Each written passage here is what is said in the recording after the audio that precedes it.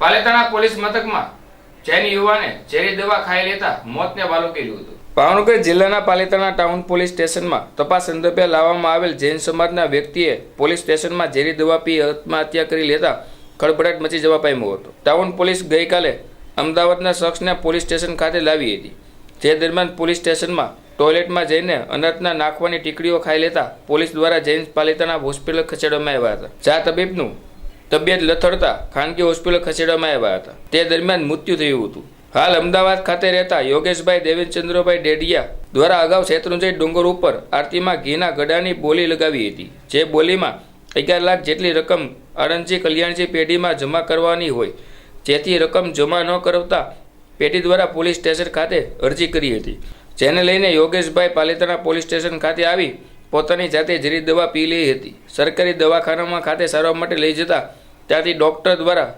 Refer કરતા Palitana Sadvichar hospital ખાતે સારવાર માટે ખસેડવામાં આવ્યા હતા, જ્યાં ફરજ પરના ડોક્ટરે યોગેશભાઈને મૃત જાહેર કરેલ। લાશને પીએમ માટે ભાવનગરની સલ્ટી હોસ્પિટલ ખાતે ખસેડવામાં આવ્યા હતા। આ બનાવ અંગે પોલીસે વધુ તપાસ હાથ ધરી હતી।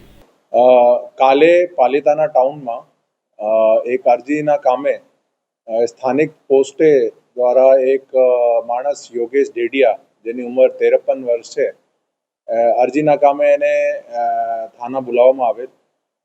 કાયદેસર આગળની પ્રક્રિયા કરવા માટે એની પૂછપરછ કરવામાં આવેલ।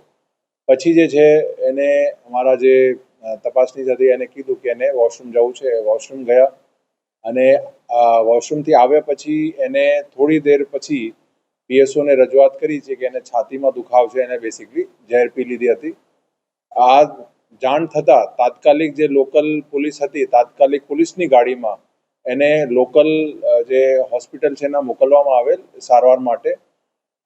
એના પછી જે છે એક જાનવાજોગ લેવામાં આવેલ અને મોડી રાત્રિ જે યોગેશભાઈ જે છે એની ડેથ થઈ ગઈ। એના પછી એડી દાખલ કરવામાં આવેલ અને એડી દાખલ કર્યા પછી અત્યારે હાલ એડીની તપાસ ચાલુ છે અને મરણ જનારનો ઇન્ક્વેસ્ટ અને પીએમનો કામ જે કાયદેસર પ્રક્રિયા છે હાલ અત્યારે ચાલુ છે।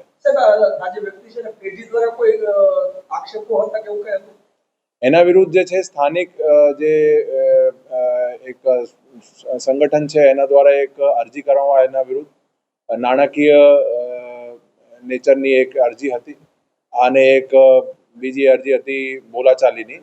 આ અનુસંધાનના કામે એને જે છે થાનામાં બોલાવવામાં આવેલ હતી અરજીની આગળની પ્રક્રિયા કરવા માટે। સંસ્થા અત્યારે મારા પાસે એ એના પાસે હતું। હવે એ કેવી રીતે આવ્યું હાલ અત્યારે તપાસનો વિષય છે અને એના માટે તપાસ ચાલુ છે। એને જે પહેલા કીધું કે એને જ્યારે અમે પૂછપરછમાં માટે બોલાવ્યા ત્યારે જે છે એને વોશરૂમમાં ગયા અને એને ઝેર પી લીધી અને એનાથી જે છે એની ડેથ થઈ ગઈ।